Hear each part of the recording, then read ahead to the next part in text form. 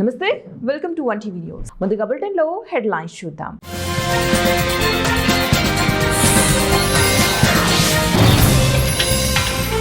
తమిళనాడు, బెంగాల్లో రాబోయేది ఎన్డీఏ సర్కారే, అమిత్ షా ధీమా.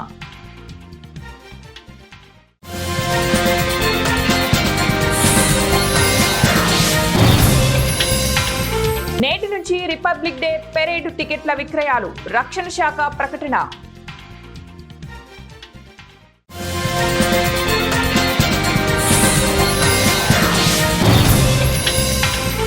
ఆందోళన అనిశ్చితి, వెనెజువాలో భయాందోళనలు. ఇండియాలో 2024-2025లో బీజేపీ వరుస విజయాలు సొంతం చేసుకుందని, 2026లోనూ తమిళనాడు, పశ్చిమ బెంగాల్లో ఎన్డీఏ ప్రభుత్వం భారీ మెజారిటీతో అధికారంలోకి వస్తుందని కేంద్ర హోంమంత్రి అమిత్ షా అన్నారు. 2 రోజుల పర్యటనలో భాగంగా ఎదుర్కోటలో ఆదివారం నాడు ఏర్పాటు చేసిన సభలో ఆయన మాట్లాడుతూ, ఈసారి తమిళనాడులోని కుటుంబ పాలనకు ముగింపు పలుకుతామని చెప్పారు. తమిళనాడులో కుటుంబ పాలనకు స్వస్తి చెప్పేందుకు సమయం ఆసన్నమైంది. మొదట కరుణానిధి, ఆ తర్వాత స్టాలిన్, ఇప్పుడు ఉదయనిధిని ముఖ్యమంత్రిని చేయాలని కలలు కంటున్నాయి. ఈ కలలు నెరవేరవని అమిత్ షా అన్నారు. ప్రజా సంక్షేమం కంటే వారసత్వ రాజకీయాలకే డీఎంకే ప్రభుత్వం, ముఖ్యమంత్రి ఎంకే స్టాలిన్ ప్రాధాన్యతనిస్తున్నారని విమర్శించారు. రాష్ట్రం ఎదుర్కొంటున్న సమస్యలను పట్టించుకోకుండా ఉదయనిధిని తదుపరి సీఎం చేయాలన్న తాపత్రయం మాత్రమే డీఎంకేలో కనిపిస్తుందన్నారు. తమిళనాడులో మహిళలకు భద్రతకు గ్యారంటీ లేదని, శాంతి భద్రతలు లోపించాయని విమర్శించారు.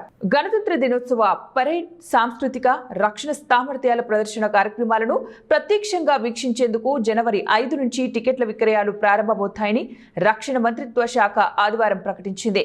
ఆన్లైన్, ఆఫ్లైన్లలో ఈ నెల 14 వరకు టికెట్లు అందుబాటులో ఉంటాయని తెలిపింది. జనవరి 26న గణతంత్ర దినోత్సవ పరేడ్, 28న beating the retreat full dress rehearsals, 29న ప్రధాన బీటింగ్ ది రిట్రీట్ కార్యక్రమాలను నిర్వహిస్తారు. గణతంత్ర దినోత్సవ పరేడ్ టికెట్ల ధరలను 20 నుంచి 100 రూపాయల వరకు అధికారులు నిర్ణయించారు. బీటింగ్ ది రిట్రీట్ రిహార్సల్స్ ధర 20 కాగా, ప్రధాన బీటింగ్ ది రిట్రీట్ కార్యక్రమ ధర 100 రూపాయలుగా ఉంది. టికెట్లను ఆన్లైన్లలో ఆమంత్రన్ పోర్టల్ ద్వారా, ఆఫ్లైన్లలో ఢిల్లీలోని నిర్దేశిత కౌంటర్ల ద్వారా ఒరిజినల్ ఫోటో గుర్తింపు కార్డు చూపించి పొందవచ్చు. వెనెజువెలా దేశంపై దాడి చేసి అధ్యక్షుడు నికోలస్ మధురో, అతని భార్య సిలియా ఫ్లోరస్ ను అగ్రరాజ్యం అమెరికా బందీగా పట్టుకుని న్యూయార్క్ నగరానికి తీసుకుపోయిన క్రమంలో ఆ దేశ రాజధాని కార్కాస్ పొరుగున ఉన్న నగరాల్లో తీవ్ర భయం, ఆందోళన పరిస్థితులు నెలకొన్నాయి. ఆహారం కోసం పెద్ద ఎత్తున ప్రజలు బారులు తీరారు. పలుచోట్ల అంధకారం అలుముకుంది. ప్రజా రవాణా వ్యవస్థ స్తంభించింది. ఏ క్షణంలో ఏం జరుగుతుందో అన్న భయంతో చాలా మంది ఇండ్లకే పరిమితమైపోయారు. చాలా సూపర్ మార్కెట్లు మూతపడ్డాయి. తెరిచి ఉంచిన చిన్న చిన్న దుకాణాల వద్ద 500-600 మంది బారులు తీరారు. ముఖ్యంగా ముందు జాగ్రత్తగా బ్రెడ్ దుకాణాల వద్ద జనం పెద్ద ఎత్తున చేరుకున్నారు. అలాగే మందుల షాపుల వద్ద కూడా ప్రజలు ఎక్కువగా కనిపించారు. ఔషధాలతో పాటు అక్కడ అమ్మే కెనెడ్ ఫుడ్ ను వారు కొనుగోలు చేయడం కనిపించింది. ప్రజలు తమ ఫోన్లు, ఇతర ఎలక్ట్రానిక్ పరికరాల ఛార్జింగ్ కోసం ఎగబడ్డారు. కాగా అక్కడ స్వల్ప సంఖ్యలో ఉన్న భారతీయ కమ్యూనిటీ కోసం భారత ఎంబసీ ఒక వాట్సాప్ గ్రూప్ ను సృష్టించింది. దాని ద్వారా భారతీయులకు ఎప్పటికప్పుడు సూచనలు, ఆదేశాలు అందజేస్తుంది. కొమరంభీం జిల్లా కాగజ్ నగర్ బస్టాండ్ వద్ద రహదారిపై బైఠాయించి ఏకలవ్య మోడల్ రెసిడెన్షియల్ స్కూల్ విద్యార్థులు ఆందోళనకు దిగారు. విద్యార్థులంతా కూర్చుని టీవీ చూస్తుండగా ఎలాంటి కారణం లేకుండా 12వ తరగతి విద్యార్థి అయిన అజ్మేరా లోకేష్ అనే విద్యార్థిని పాఠశాలకు చెందిన ఉపాధ్యాయురాలు నమ్రత కొట్టడంతో విద్యార్థి తీవ్రంగా గాయపడ్డాడని విద్యార్థులు ఆందోళన వ్యక్తం చేశారు. తోటి విద్యార్థులంతా హాస్టల్ బయటకు పరుగులు తీసి బస్టాండ్ వద్దకు వచ్చి ఆందోళనకు దిగారు. విషయం తెలుసుకున్న పోలీసులు విద్యార్థుల ఆందోళనను విరమింపజేసి విద్యార్థులను హాస్టల్కు పంపించారు.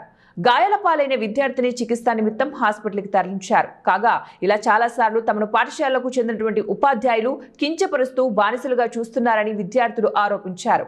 ఈ విషయమై పట్టణ పోలీసులు విచారణ చేపడుతున్నారు. అయితే అది ఆమె డ్యూటీ కాదు, ఆమె క్లాస్ టీచర్ కాదు. మేము సార్ని అడుక్కునే చూస్తున్నాం. మాకై ఫుల్ అయిపోయింది మెంబర్స్. అది టచ్ టీవీ చూస్తున్నాం. ఒక టచ్ బయటకి మేడం పోమన్నది. ఈయన పోయిండు. అయితే ఒక చెంప మీద కొట్టిండు. ఎందుకు కొడతామని ఆర్గ్యూ చేసినాం. అయితే ఇంకొన్ని కొట్టిళ్ళు. అయితే తర్వాత సాలే అన్నది లాంగ్వేజ్ వేరే వస్తాను. మీ క్యాస్ట్ ఎంత, మీరెంత, మీ క్యాస్ట్ ఎంత, మీరెంత, మీ అమ్మ నాన్న చూపిస్తా నేను, మీ అమ్మ నాన్న వాళ్ళు ఏం పని చేస్తారు అదే అని ఇంకా ఏమో వాళ్ళని అంతా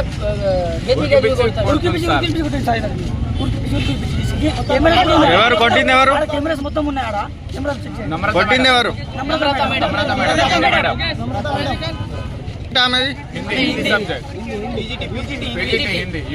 నాకు సంబంధం లేదు. ఆమె ఎవరో నామెవరో ఆమె మా క్లాస్ కాదు, మేము వాళ్ళ క్లాస్.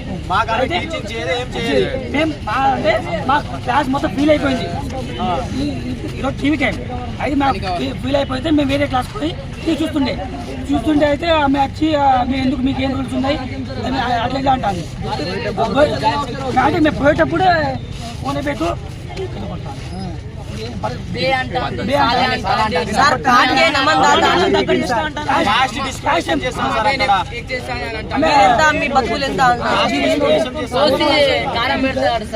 సూర్యాపేట జిల్లా హుజూర్ నగర్ లో జాగృతి వ్యవస్థాపకురాలు కవిత పర్యటించారు. ఈ సందర్భంగా ఆమె మాట్లాడుతూ స్థానికంగా ఉన్న ఇరిగేషన్ శాఖ మంత్రి ఉత్తమ్ ఉండి కూడా నియోజకవర్గ అభివృద్ధి శూన్యమన్నారు. నియోజకవర్గం పరిస్థితి దారుణంగా ఉందన్నారు. పరిశ్రమలు వాటి కాలుష్యానికి సంబంధించి చర్యలు లేవన్నారు. పులిచింతల ప్రాజెక్టు వల్ల ఎంతో ఆదాయాన్ని సృష్టించే సున్నపురాయి నిక్షేపాలను కోల్పోయామన్నారు. పులిచింతల ప్రాజెక్టు వల్ల పచ్చటి పొలాలు నీటి పాలయ్యాయన్నారు. భూములు ఆక్రమిస్తున్న ఇండస్ట్రీలు కనీసం వాటిని పట్టించుకోవడం లేదన్నారు. రానున్న రోజుల్లో జాగృతి ప్రజల పక్షాన పోరాటం చేస్తోందని తెలిపారు. మా బిడ్డకు ఉద్యోగం వస్తే చాలు, మా బిడ్డకు స్కూల్ బాగుంటే చాలు, మాకు పోవడానికి హాస్పిటల్ బాగుంటే చాలు, ప్రాథమికమైనటువంటి అంశాలను అడుగుతున్నాం. రాష్ట్రం వచ్చినాక 12 ఏళ్ల తర్వాత కూడా వీటి మీద మనం ఇబ్బంది పడతా ఉన్నామంటే మన ప్రాధాన్యత అంశాలు ఏంటి, మనం ఎక్కడ తప్పు చేసామనే విషయంలో ఖచ్చితంగా ఆలోచించుకోవాల్సినటువంటి అవసరం ఉంది. అన్నిటికన్నా ఎక్కువ మరి తెచ్చుకున్న తెలంగాణలో పేదరికం సంఖ్య చూసుకుంటే, పేదవాళ్ళ సంఖ్య చూసుకుంటే తగ్గిందా అంటే తగ్గలేదు. ఇండ్లు కావాల్సిన వాళ్ళ సంఖ్య చూసుకుంటే తగ్గిందా అంటే తగ్గలేదు. ఇదే హుజూర్ నగర్లో మన ఉత్తమ్ కుమార్ రెడ్డి గారు హౌసింగ్ మినిస్టర్గా నేను అనేకమైన ఇందిరమ్మ ఇండ్లు ఇచ్చినామని ఇదివరకు కూడా ఆయన చెప్పుకున్నారు. ఇక్కడక్కడ ప్రత్యేకంగా 2000 ఇండ్లు కట్టించారు. అయినప్పటికీ ఈసారి కాంగ్రెస్ ప్రభుత్వం ఇందిరమ్మ ఇండ్లకు దరఖాస్తు పిలిస్తే అక్షరాల 83 లక్షల మంది అప్లై చేసుకున్నారు. అందులో ప్రభుత్వం మొత్తం స్క్రూటినీ చేసి 18 లక్షల మంది అర్హులు అని చెప్పి తేల్చడం జరిగింది. మరి వరుస పెట్టి స్వతంత్రం వచ్చినాక 79 ఏళ్లలో కాంగ్రెస్ ప్రభుత్వం ఇందిరమ్మ ఇండ్లు ఇచ్చింది, తెలుగుదేశం ప్రభుత్వం ఇండ్లు ఇచ్చింది, బీఆర్ఎస్ ప్రభుత్వం ఇండ్లు ఇచ్చింది. అయినా కూడా ఇన్ని లక్షల మందికి ఇండ్లు లేవు అంటే మరి అసలు ఎక్కడ తప్పు జరిగింది, అసలు ఇంకా ఇండ్లు కావాల్సిన వాళ్ళు ఎంతమంది, పేదవాళ్ళు ఎంతమంది, ఈ విషయాలు కూడా మనందరం ఆలోచించుకోవాల్సినటువంటి అవసరం ఉన్నది. ఈ విషయం ఇక్కడ ఎందుకు చెప్తా ఉన్నా అంటే హౌసింగ్ మినిస్టర్గా ఇదివరకు ఉత్తమ్ కుమార్ రెడ్డి గారు పనిచేసింది. మరి ఎన్ని ఇండ్లు ఇచ్చిండ్రు, అసలు ఇచ్చినటువంటి ఇండ్ల సంఖ్య ఎంత, ఇంకా ఇండ్లు లేని వాళ్ళు ఎంత తేలాల్సిన అవసరం అయితే ఉన్నది. హాస్పిటల్ బాగుంటే చాలు, ప్రాథమికమైనటువంటి అంశాలను అడుగుతున్నాం. రాష్ట్రం వచ్చినాక 12 ఏళ్ల తర్వాత కూడా వీటి మీద మనం ఇబ్బంది పడతా ఉన్నామంటే మన ప్రాధాన్యత అంశాలు ఏంటి, మనం ఎక్కడ తప్పు చేసామనే విషయంలో ఖచ్చితంగా ఆలోచించుకోవాల్సినటువంటి అవసరం ఉంది. అన్నిటికన్నా ఎక్కువ మరి తెచ్చుకున్న తెలంగాణలో పేదరికం సంఖ్య చూసుకుంటే, పేదవాళ్ళ సంఖ్య చూసుకుంటే తగ్గిందా అంటే తగ్గలేదు. ఇండ్లు కావాల్సిన వాళ్ళ సంఖ్య చూసుకుంటే తగ్గిందా అంటే తగ్గలేదు. ఇదే హుజూర్ నగర్లో మన ఉత్తమ్ కుమార్ రెడ్డి గారు హౌసింగ్ మినిస్టర్గా నేను అనేకమైన ఇందిరమ్మ ఇండ్లు ఇచ్చినామని ఇదివరకు కూడా ఆయన చెప్పుకున్నారు. ఇక్కడక్కడ ప్రత్యేకంగా 2000 ఇండ్లు కట్టించారు. అయినప్పటికీ ఈసారి కాంగ్రెస్ ప్రభుత్వం ఇందిరమ్మ ఇండ్లకు దరఖాస్తు పిలిస్తే అక్షరాల 83 లక్షల మంది అప్లై చేసుకున్నారు. అందులో ప్రభుత్వం మొత్తం స్క్రూటినీ చేసి 18 లక్షల మంది అర్హులు అని చెప్పి తేల్చడం జరిగింది. మరి వరుస పెట్టి స్వతంత్రం వచ్చినాక 79 ఏళ్లలో కాంగ్రెస్ ప్రభుత్వం ఇందిరమ్మ ఇండ్లు ఇచ్చింది, తెలుగుదేశం ప్రభుత్వం ఇండ్లు ఇచ్చింది, బీఆర్ఎస్ ప్రభుత్వం ఇండ్లు ఇచ్చింది. అయినా కూడా ఇన్ని లక్షల మందికి ఇండ్లు లేవు అంటే మరి అసలు ఎక్కడ తప్పు జరిగింది, అసలు ఇంకా ఇండ్లు కావాల్సిన వాళ్ళు ఎంతమంది, పేదవాళ్ళు ఎంతమంది, ఈ విషయాలు కూడా మనందరం ఆలోచించుకోవాల్సినటువంటి అవసరం ఉన్నది. ఈ విషయం ఇక్కడ ఎందుకు చెప్తా ఉన్నా అంటే హౌసింగ్ మినిస్టర్గా ఇదివరకు ఉత్తమ్ కుమార్ రెడ్డి గారు పనిచేసింది. మరి ఎన్ని ఇండ్లు ఇచ్చిండ్రు, అసలు హైదరాబాద్ అంబర్పేట్ గోల్నాక అన్నపూర్ణ నగర్లో కుక్కల దాడిలో గాయపడిన 8 సంవత్సరాల బాలుడు రిత్విక్ ను కాంగ్రెస్ సీనియర్ నాయకుడు రామ్మోహన్ రావు పరామర్శించారు. వారి కుటుంబానికి ధైర్యం చెప్పారు. ఈ సందర్భంగా ఆయన మాట్లాడుతూ ఇలాంటి ఘటనలు పునరావృతం కాకుండా అధికారులు చర్యలు తీసుకోవాలని కోరారు. ఇక్కడ ప్రజలు ఆ పిల్లని గుంజుకరాకపోతే ఆ కుక్కలు దాడి చేసి అక్కడికి చంపేస్తుండే. దీని గురించి జిహెచ్ఎంసీ అధికారులకు ఇక్కడ సిపిఎల్లో కుక్కలది ఆపరేషన్ చేసి వాటిని ఏం చేస్తున్నారంటే ఈ గడ్డి సైన్లో వదిలేస్తారు. అవి ఇక్కడి నుంచి కొత్త బ్రిడ్జ్ వరకు టోటల్గా క్యాలిక్యులేట్ చేస్తే ఆ కుక్కలను పట్టుకోవడానికి కూడా నాకు తెలిసి దగ్గర సుమారు ఒక 1000 నుంచి 1500 కుక్కలు ఇప్పుడు ఇందులో తిరుగుతూనే ఉంటాయి. దీని ఇక్కడి నుంచి త్వరగా అంబర్పేట్ డివిజన్ నుంచి దీన్ని త్వరగా ఇక్కడి నుంచి తక్షణమే తీసేయాలి. ప్లస్ ఈ కుక్కలను ఆపరేషన్ చేసి మళ్ళీ ఇక్కడనే వదులుతున్నారు. ఈ నాల పక్కన ఈ గడ్డి సైన్లోనే వదులుతున్నారు. ఇక్కడ ఇంతకు ముందు ఇల్లులు తక్కువ ఉండే, ఇప్పుడు జనాభా పెరిగిపోయింది. చిన్న పిల్లలు ఉన్నారు. సంక్రాంతి ఫెస్టివల్ వస్తుంది, కైట్స్ ఎగరేసుకోవడానికి వాళ్ళు ఏదో సంథింగ్ పిల్లలు వస్తున్నారు. ఆ కుక్కలు విపరీతంగా దాడి చేస్తున్నాయి. దీని మీద జిహెచ్ఎంసీ అధికారులు తక్షణమే చర్య తీసుకోవాలి. ప్లస్ కుక్కలది అక్కడ ఉంది కదా లోపట వాటర్ వర్క్స్లో, అది తక్షణమే ఇక్కడి నుంచి తీసేయాలి. తీయని పక్షంలో మేము జిహెచ్ఎంసీ వాళ్ళ గారితో మేయర్ గారితో కూడా మాట్లాడతాము. దీన్ని తక్షణమే ఇక్కడ తీసే ప్రయత్నం చేస్తాం. ఇలాంటి దుర్ఘటనలు జరగకుండా భవిష్యత్తులో ఇది ఒక మనకు ఎందుకంటే మనం చెప్పడం కూడా మంచిది. పిల్లగాడు చనిపోతే మాత్రం ఈరోజు అయితే భారీ స్థాయిలో బాగా నష్టపోతుండే. వాళ్ళ తల్లిదండ్రులు ఈ చుట్టుపక్కల ప్రజలు ఆ పిల్లోని లాక్కొని వచ్చినందుకు ఈరోజు బతికాడు. కడుపు మీద కూడా కొరికింది, ప్లస్ వెనక కొరికింది. అతను కొరికిన అవి చూస్తే మాత్రం అయితే ఆ పిల్లోడు చనిపోవాల్సింది. అలాంటి పరిస్థితుల్లో మేము జిహెచ్ఎంసీ అధికారులకు ఆ మేడం గారికి చెప్తున్నాం, సద్గుణ మేడంకి, మేడం మీరు తక్షణమే దీని మీద చర్య తీసుకోవాలి. తీసుకొని వెంటనే ఇక్కడ ఉన్న ఈ కుక్కల నుంచి ఈ బెడ నుంచి కూడా మీరు ప్రజలకు ఏదన్నా మీరు ప్రభుత్వమే ఉంది కదండి. ఇప్పుడు మీరే ముఖ్యమంత్రితో మాట్లాడి లేకుంటే ఇక్కడ కన్సర్న్ మినిస్టర్ కానివ్వండి రోహిన్ రెడ్డి గారి దృష్టికి తీసుకువెళ్ళి ఇలాంటి ఘటనలు జరగకుండా మీరు చూడొచ్చు కదా. మేము ఏం చెప్తున్నామండి, అదే అందుకని ఈ ఘటన మేము రోహిన్ రెడ్డి దృష్టికి తీసుకెళ్తాం, వి హనుమంతరావు గారి దృష్టికి కూడా తీసుకెళ్తాం. దీన్ని తక్షణమే పిలిచి అధికారులతోటి మాట్లాడమని మీరు అన్నట్టు తక్షణం ప్రభుత్వం కూడా మాదే ఉంది, బాధ్యత కూడా మేమే తీసుకుంటాం. దాని గురించి మేమేం చెప్తున్నాం, అధికారులకు కూడా ఒకటి చెప్తున్నాం, జిహెచ్ఎంసీ అధికారులకు కూడా చెప్తున్నాం, వాళ్ళ విధులు ఏంటో తక్షణమే ఇక్కడ ప్రజలకు ఇబ్బంది కాకుండా చూడాలని మా ఒకటి విన్నపం. జీహెచ్ఎంసీ బోడుప్పల్ సర్కిల్ పరిధిలోని చెంగిచెర్ల ఎంఎల్ఆర్ కాలనీలో చెంగిచెర్ల మున్నూరు కాపు సంఘం క్యాలెండర్లను ఘనంగా ఆవిష్కరించారు. ముఖ్య అతిథిగా తెలంగాణ రాష్ట్ర మున్నూరు కాపు మహాసభ అధ్యక్షులు మణికొండ వెంకటేశ్వరరావు, చెంగిచెర్ల మున్నూరు కాపు సంఘం అధ్యక్షుడు పిల్లి శ్రీకాంత్ పటేల్, మేడ్చల్ జిల్లా బీజేపీ ప్రధాన కార్యదర్శి గోని శ్రీనివాస్, విశిష్ట అతిథులు, వివిధ జిల్లాల అధ్యక్షులు, ప్రధాన కార్యదర్శులు పాల్గొన్నారు. ఈ సందర్భంగా మాట్లాడిన ముఖ్య అతిథులు ఈ కార్యక్రమం చాలా ఘనంగా జరిగింది. రాబోయే రోజుల్లో రాష్ట్ర మున్నూరు కాపు మహాసభ చెంగిచెర్ల మున్నూరు కాపు సంఘానికి అండదండలా నిలబడుతుంది. అందరూ ఒక్కటై ఎదగాలని మనస్ఫూర్తిగా కోరుకుంటున్నామని తెలిపారు. ఈ కార్యక్రమం సమాజ ఐక్యతకు మరో మైలురాయిగా నిలిచిందన్నారు. క్యాలెండర్ ఆవిష్కరణకు విచ్చేసిన మన రాష్ట్ర అధ్యక్షుడు మణికొండ వెంకటేశ్వర గారు, మరి కుల పెద్దవులు, మరి సంఘానికి పెద్దగా మన ఎన్నో రంగాలలో ఉన్న మన సంఘ అధ్యక్షులు కావచ్చు, మన పెద్దలు అందరూ కూడా ఈ ఆహ్వానాన్ని మనం మన్నించి ఇంత పెద్ద సక్సెస్ చేయడం అనేది చాలా పెద్ద గొప్పతనం. ఇది మనకు వచ్చింది 20-30 కూడుతున్న ఉన్న సంఖ్యని ఇప్పుడు 200లకు పెంచాము ఇక్కడ. అంటే మన కుల బంధువులు ఇంకా అన్ని కులాలలో కూడా ఉన్నారు. మా ప్రయత్నం ఇదే, మన సంఘాన్ని బలోపేతం చేసుకోవడము, మనకు కావాల్సిన మన న్యాయ పోరాటాలతోని మనము రాష్ట్రం మన అధ్యక్షులు వారితోని ఏదైనా మన లేక చదువుకున్న బీద వాళ్ళకైనా కానీ ఇంకెవరికైనా ఎవరైనా విద్యలో ఉన్న వీకర్ సెక్షన్స్ అయిన వాళ్ళకు కూడా మన ఫలాలు కావాలా, బెనిఫిట్స్ కావాలన్నా కూడా మన మున్నూరు కాపు మహాసభ ఉన్నదని గుర్తిస్తున్నాను. ఇంత పెద్ద ప్రోగ్రామ్ని క్యాలెండర్ ఆవిష్కరణ సక్సెస్. సంఘం అధ్యక్షులు, ప్రధాన కార్యదర్శి, ముఖ్యాధికారి, వారి పదాధికారులు, కార్యవర్గ సభ్యులందరికీ కూడా అభినందనలు తెలియజేస్తూ ముందుగా వారికి నూతన సంవత్సర శుభాకాంక్షలు ఆంగ్లం, అదేవిధంగా సంక్రాంతి శుభాకాంక్షలు అడ్వాన్స్గా. ముందుగా జగిత్యాల మునుకాపు సంఘం ఏర్పాటు చేసి తెలంగాణ రాష్ట్ర మునుకాపు మహాసభకు అనుబంధ సంస్థగా రావడం మహాసభ కూడా అదృష్టంగా భావిస్తుంది.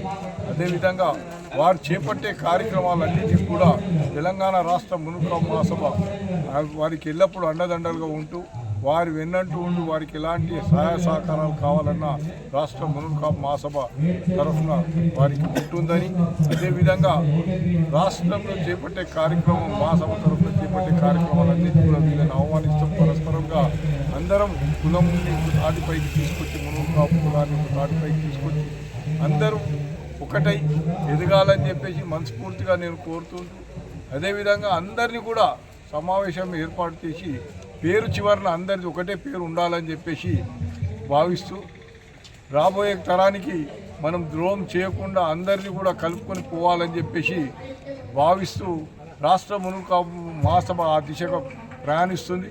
ఎలాంటి ఒడిదుడుకులు ఉన్నా కూడా అందరం కలిసి ఎదుర్కొనే ధైర్యం సత్తా మనకున్నది.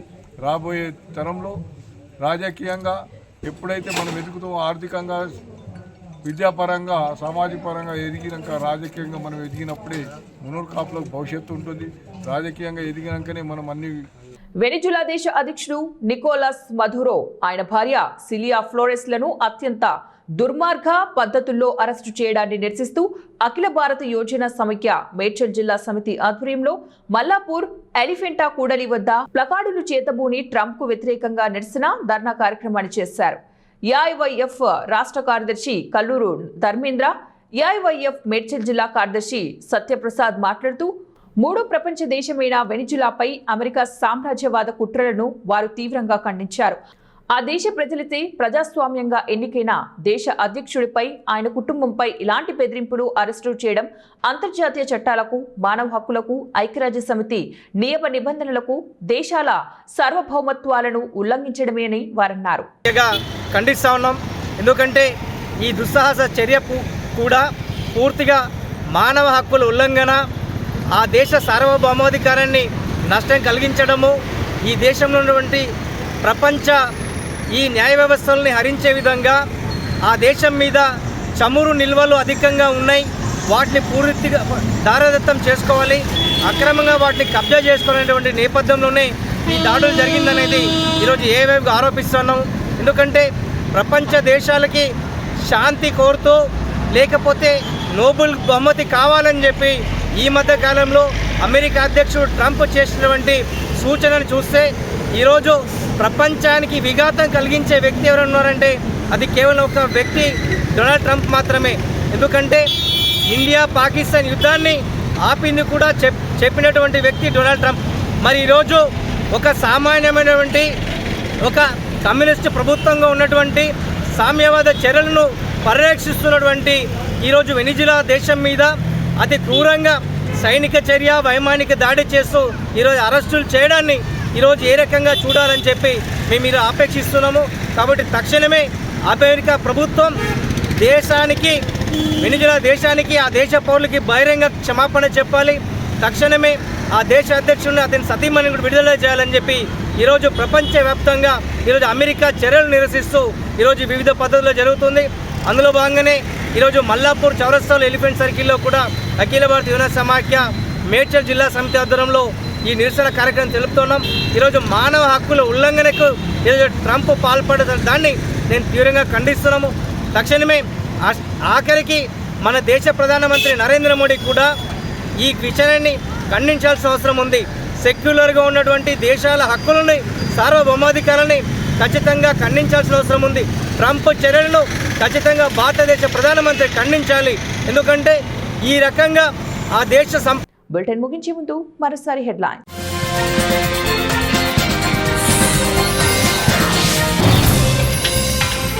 తమిళనాడు, బెంగాల్లో రాబోయేది ఎన్డీఏ సర్కారే, అమిత్ షా ధీమా.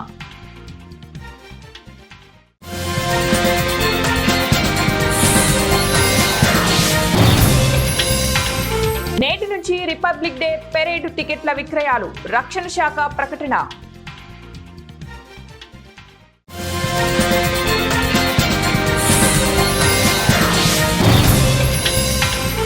ఆందోళన, అనిశ్చితి, వెనజువాలో భయాందోళనలు.